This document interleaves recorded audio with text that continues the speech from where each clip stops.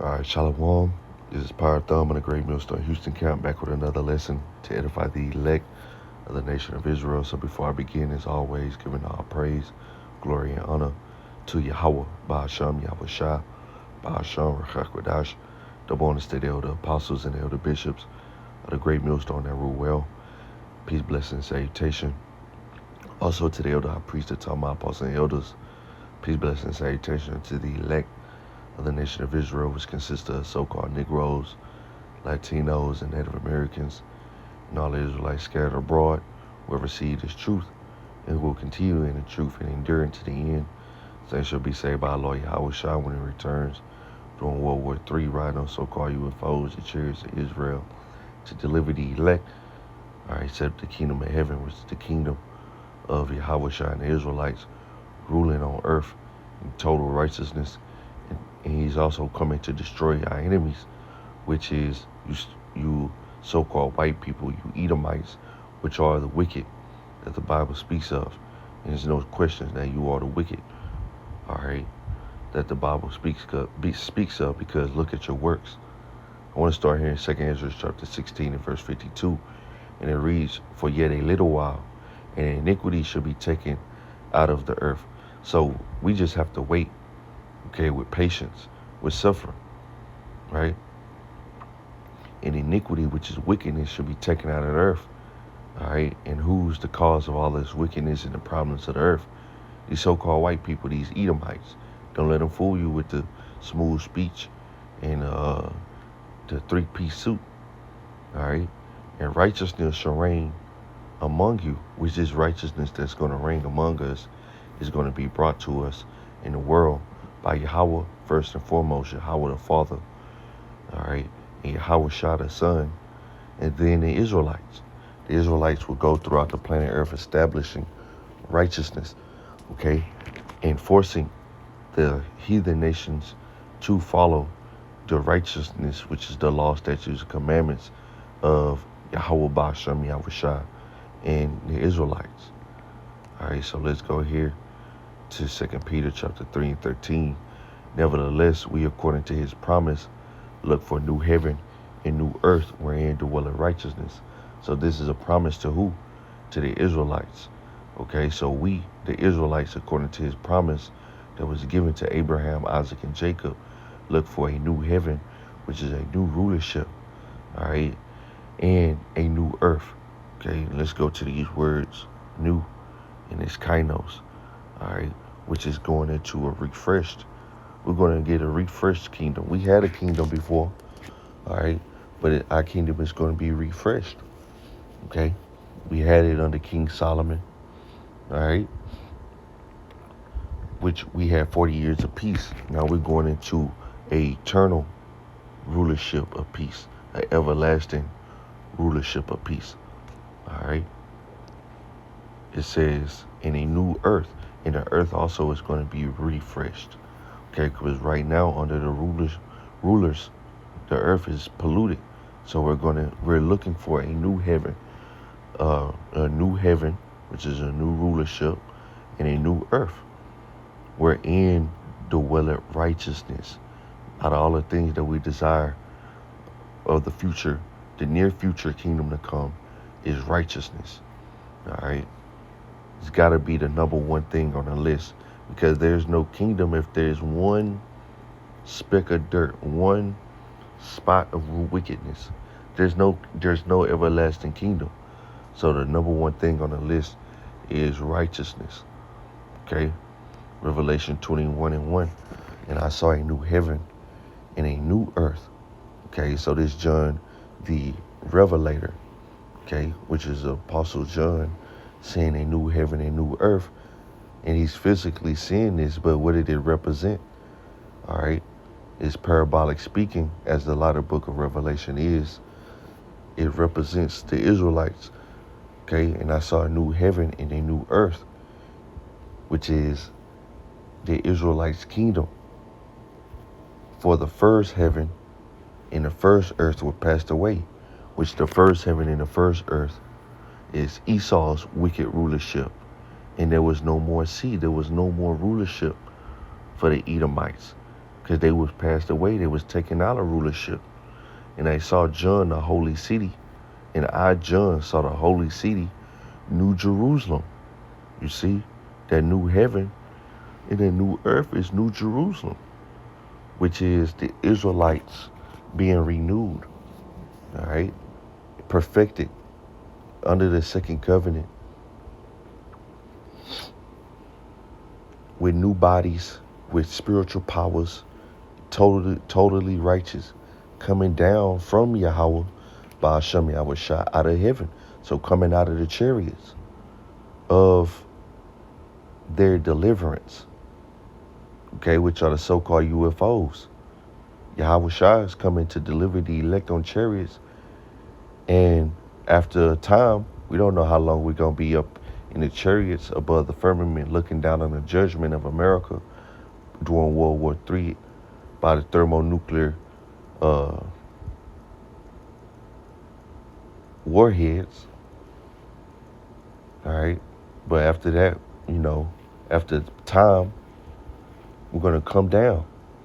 There's going to be a ceremony, okay, because the bride will be joined to her husband, which are the Israelites, the elect, joined to Yahweh Shah.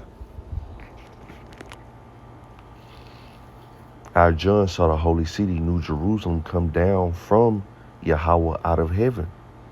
All right. So the Israelites, starting with the elect, are coming down, right, out of the chariots from the sky, from the heavens, prepared as a bride adorned for a husband, perfected. All right. Let's get Hebrews 8:6. But now hath he obtained a more excellent ministry, by how much also he is the mediator of a better covenant, which was established upon better promises. For if the first covenant had been faultless, then should no place have been sought for the second. All right, and both covenants was given, and promises was given to the Israelites, not the heathen nations. Salvation, all right, is tied into the promises and the covenants which were only given to the Israelites. For if the first covenant had been faultless, then should no place have been sought for the second. For finding fault with them, he saith, behold, the days come, said the Lord, when I will make a new covenant with the house of Israel and with the house of Judah. All right. So pretty much this mortal has to put on immortality, and this is made possible by the new covenant, which is the second covenant. We're not in the second covenant yet. All right, we're under grace. All right, but when Yahweh Shah come and beam up the elect, their bodies will be changed in a moment, in a twinkling of an eye. This is when we will receive the second covenant, when I will make a new covenant with the house of Israel and with the house of Judah. Now, Yahweh Shah paid the price to receive the second covenant, but we haven't received it yet. All right, have Hebrews 8:9. Now, not according to the covenant that I made with their fathers. Who fathers? The house of Israel, the northern kingdom, and the house of Judah, the southern kingdom, which are the Israelites. Not according to the covenant that I made with their fathers in the day when I took them by the hand to lead them out of the land of Egypt, because they continue not in my covenant, and I regarded them not, said the Lord. For this is the covenant that I will make with the house of Israel after those days, said the Lord, Yahweh Ba'ashem Yahweh Shah. I will put my laws into their mind and write them in their hearts, and I will be to them a God, and they shall be to me a people. All right, so establishing the second covenant, ultimately Yahweh is going to be our power forever. Okay, we're never going into captivity again. He will never turn our back on us, because we will never turn our back on him. Why is that? Because he will put his laws into our mind and write them in our hearts, which is our mind. We're going to be programmed to be righteous forever. And they shall not teach every man his neighbor and every man his brother, saying, Know the Lord. For all shall know me from the least to the greatest. So we as Israelites will not have to teach each other, all right? Which we're teaching from starting with the 144,000. The 144,000. Okay, the governing body is teaching the nation to know the Lord now. So we can't be under the second covenant. This is talking about in the kingdom. For all shall know me from the least to the greatest. All right. This was when we will have the second kingdom. The second covenant. For I will be merciful to their unrighteousness, and their sins and their iniquities will I remember no more. So the slate will forever be wiped clean.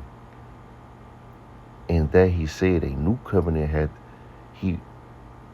In that he said a new covenant. He had made the first old. Now that which decayed and waxed old is ready to vanish away. But it hasn't vanished away totally. Okay, because how do we know iniquity? By the first covenant. All right. The law says don't do this and don't do that. Don't sin. Don't transgress the law. Which we still break the law. We're not perfect. So in the kingdom is when the first covenant will totally be done away with. When the second covenant is fully established with every Israelite.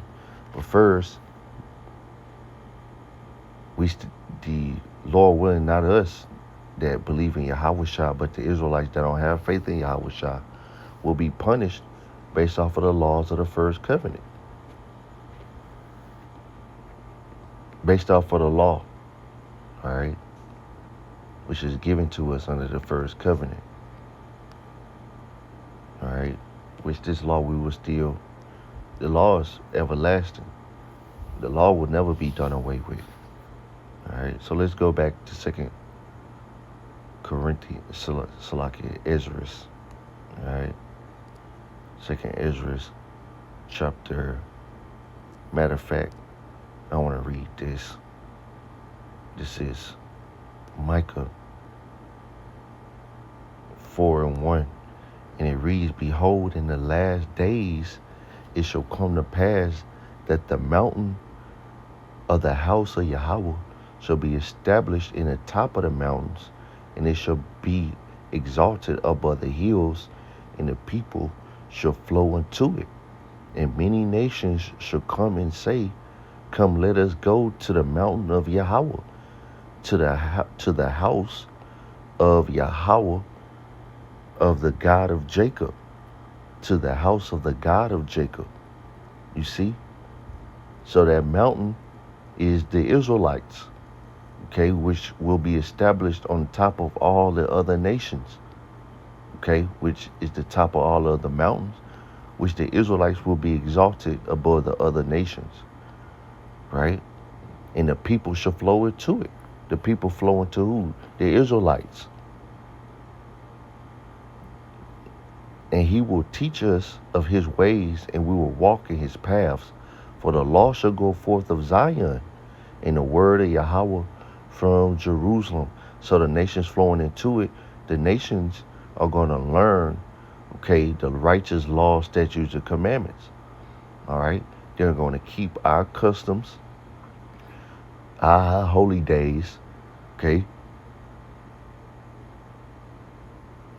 That's how it's going to go down. Now, when you apply this to the so-called Israelis today, all right, they don't fit this prophecy. The nations are not flowing to these,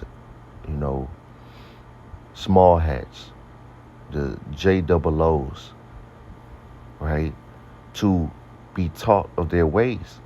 They're saying that they need to get out of the land. If they're committing Geno to the side, all right, the law is not going forth of those people.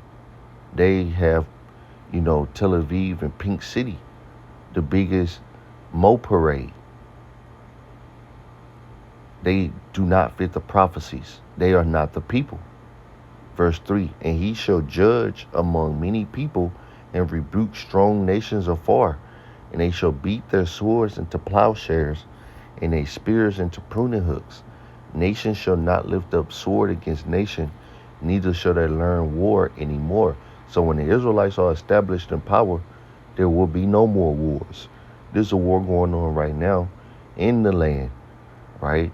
So even though they committed to a ceasefire, it's still war. So they do not fit the prophecies. They are not the people. Verse 4. But they shall sit every man under his vine and under his fig tree, chilling. There ain't gonna be no war. And none shall make them afraid. Peace. Because there will be total righteousness. There's not gonna be any more room for war. Why is there war? Because judgment. Okay? There will be no more judgment upon the Israelites. It says, so therefore no more wars. And none shall make them afraid, for the mouth of Yahweh of hosts has spoken it. For all people will walk, every one in the name of his power. And we will walk in the name of Yahweh, our power, forever and ever. And this is not going into the other nations walking after their own gods, right? This small G. The heathen nations, they're going to follow us, the Israelites, right? Which are going to be their gods. They're going to follow the righteous laws established by us, the Israelites. And we're going to follow Yahweh by Hashem Yahushua, right?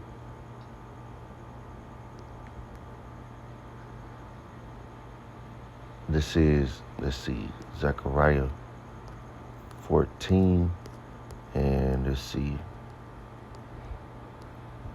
and 16. And it shall come to pass that every one that is left of all the nations which came against Jerusalem, right? So all you nations is going to be heathen nations left after nuclear destruction in this great earthquake caused by nuclear warheads. There's still going to be people left on the earth. And the people left on the earth are going into slavery. All right? Which came against Jerusalem shall go up from year to year to worship the king. And the other nations, they're going to repopulate. Once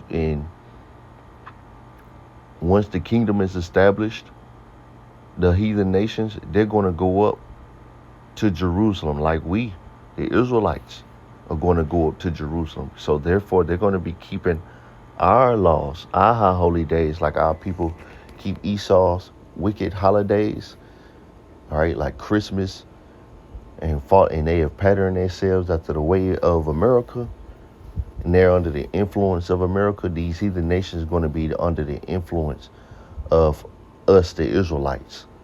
Okay? The tables will turn. Righteousness will be established. Shall go up from year to year to worship the King, Yahweh of hosts, to keep the Feast of Tabernacles. Right? This is one of the high holy days that all the Israelites gather. You have the Passover and the Feast of Blowing of the Trumpets. Right? And it says, Salakia. Let me fact check that. Deuteronomy 16. 3 times in a year shall all the males appear before Yahweh thy power in the place which he shall choose, right? Which is Jerusalem. In the feast of unleavened bread, which is the Passover, the feast of weeks, all right? I said the feast of blowing of the trumpets. It's not blowing of the trumpets. It's the feast of weeks, all right? Or in the New Testament called Pentecost. And in the Feast of Tabernacles, and they shall not appear before Yahweh empty. So all the nations are coming to, when the Israelites' kingdom is established, they're going to keep our customs. They're going to keep our whole holy days. And when they come to Jerusalem, all right, they're not going to come empty-handed. They're going to come bearing gifts. Every man shall give as he is able, according to the blessing Yahweh thy power, which he had given thee. All right. So yeah, that's how it's going down. Okay. So let's finish this off. Zechariah 14 and 16, and to keep the Feast of Tabernacles. And it shall be that whoso will not come up of all the families of the earth unto Jerusalem to worship the King Yahweh of hosts, even upon them shall be no rain. And if the family of Egypt go not up, which are you so-called Africans, you Hamites, all right, you specifically, Egypt goes back to the Hebrew word, let's look it up, Matazawar. Matazawar.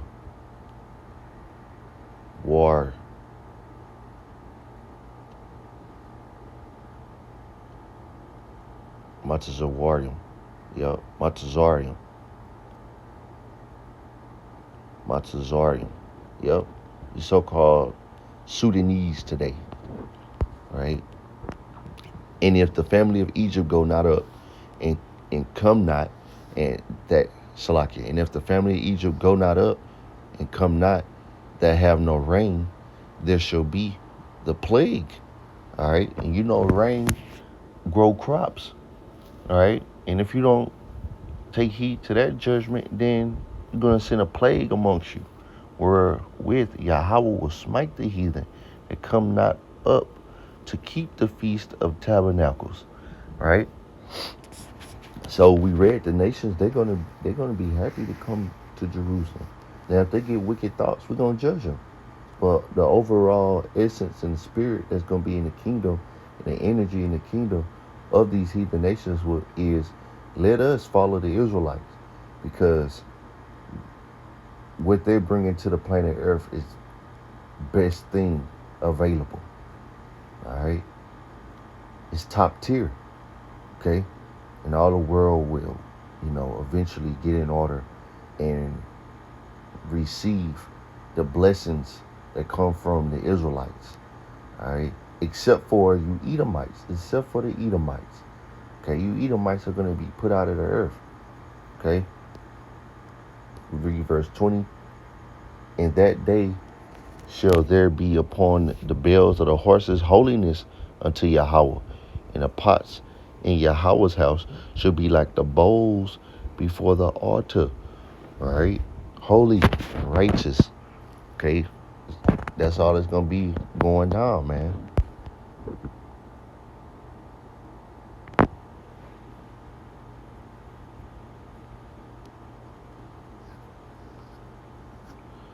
Yep. Only the Israelites will be, there will be a clear separation between us, the Israelites, and the heathen nations. The whole world will know who the chosen of who the world ignorantly call God and Jesus Christ. All right.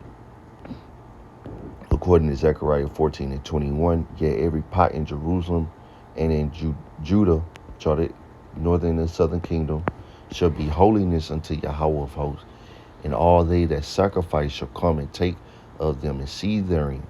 And in that day there shall no more be the Canaanites, are you so-called Africans, Hamites, in the house of Yahweh's house.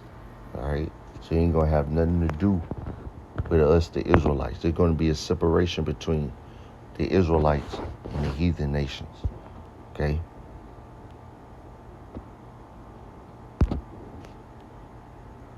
Now let's see. I was thinking, boom, boom, boom. That was it. Yeah, that was it. Lord willing, this lesson was edifying. I'll continue. Second Ezra, Lord willing, can finish that out. continue in second Ezra, but I'm going to end it off right here, giving all praise, glory, and honor to Yahweh, Ba'ashem, Yahushua, Ba'ashem, Rakakarash, Brakatham, Shalom.